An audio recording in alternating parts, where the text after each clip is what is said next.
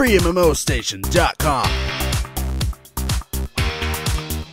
Hey, what's going on, FreeMMOStation? I'm here to talk about Orcs Must Die Unchained, the new MOBA in the Orcs Must Die series. And it's just as colorful and awesome and has all these characters from the previous games. And, well, it's in a MOBA sort of format, but it's not your average MOBA. It's definitely a different kind of MOBA. Think Smite, but way different. I think Smite meets Dungeon Defenders, actually. Yeah, so, if you ever played Dungeon Defenders, you basically are just fighting waves of monsters that come. Well, in this game, it's like you have your waves of monster, which you can customize, we'll talk about that later, and they go into the enemy's keep, which they have their own waves of monsters trying to come down and take out your keep. And it's actually a really interesting scoring system. So you have these rifts, and I assume they lead to some sort of home world or something. And anyways, you don't want monsters to get through the rift. So instead of having some sort of health bar or health gauge or something like that, all you need is 20 monsters to get through the rift. That's it, just 20. Any 20 big, any 20 small, that's it. So, the goal is to keep people away from your rift, to keep people away from your keep. That's it. You can lay traps, all sorts of different traps too. You can actually get different ones from playing the game. You have tar traps to slow people down, you have fire traps, lightning traps, spike traps, more spike traps that come from the ceiling. Lots of spikes in this game. But it's actually really cool. I really like Orcs Must Die when it comes to the whole laying traps and everything down. It's not as fun or as creative as what you could do in, say, Dungeon Defenders, but it's still really fun because you have this really awesome brawly action combat alongside of it. Yeah, you can't place things wherever. You gotta place them in specific spots, and well, it's sort of better to put certain things in certain places and blah blah blah, but it's still, you have a lot of playability with your character at least. So that's where the game comes into play, because it is an action MOBA. So you have your character and you can do auto attacks. You do have two abilities which you can use. Each character has different abilities and they seem all really fun. My personal favorite is the werewolf character, and I actually like archers, because archers here, the auto attacks, you do have to aim the auto attacks and it's really intense whenever you're fighting another player. Okay, so the creeps in this game start out as really easy, but then as the game goes on, players can, well, you can actually choose which creeps you want to spawn, and as the game goes on, you can actually upgrade your spawns. You can actually upgrade the different monsters that come out of these gates. So you get different giant monsters that end up coming out, or maybe just a mass horde of them, depends on the cards that you're using, and they actually get really difficult. So some of them can throw grenades, some of them are giant ogres, lots of different special abilities. So the creep spawning mechanic is really cool. Not as in-depth as Air Mech, but still really awesome in conjunction with all the other mechanics in the game.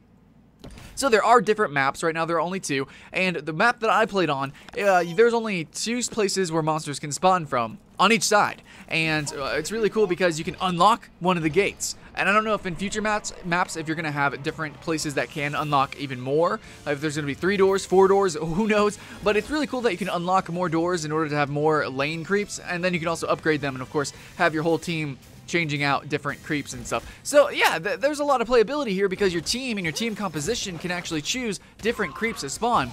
Maybe you want to have just a really big horde of people. Maybe because different traps are really effective against certain types of monsters. Some traps are really good against one giant monster. Some traps are really good at destroying waves of monsters. So it's your job as the player to go scout out the different traps. Sometimes set them off ahead of time in front of your horde so that they don't get hit by it. And then see what kind of traps there are so that you can spawn different kinds of monsters. So that's a little bit of playability. It's not just about going out and killing different creeps and not just killing players. There's a whole lot of scouting involved, and the maps are really small and you can be really mobile. So you also need to take out gates. You can open and close gates, which you can be tactical with that. Sometimes you want to leave gates open, sometimes you want to leave them closed. But you as a player can also go and siege them. Killing players is fun, it really is. It feels just as good as in Smite. You don't have as many abilities, and mechanically it's probably not as intense as Smite, but it's still fun. It's still action-based, everything plays good, everything looks good, and it's just really cool.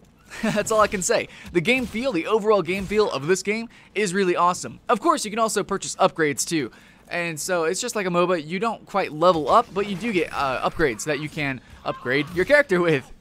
So, as the game progresses, it gets more and more intense, and just, it's very attrition-based, But of course, with scouting and having different people in different roles, support roles, defense roles, stuff like that, there's a lot of tactics that you can actually do. But in the map that I played on, there wasn't too much room to move in, okay? So, it was a really smallish kind of, if I could describe it, it really felt like a Team Fortress 2 map, where there's 2 bases, but really the 2 bases are just really one base, just separated in 2.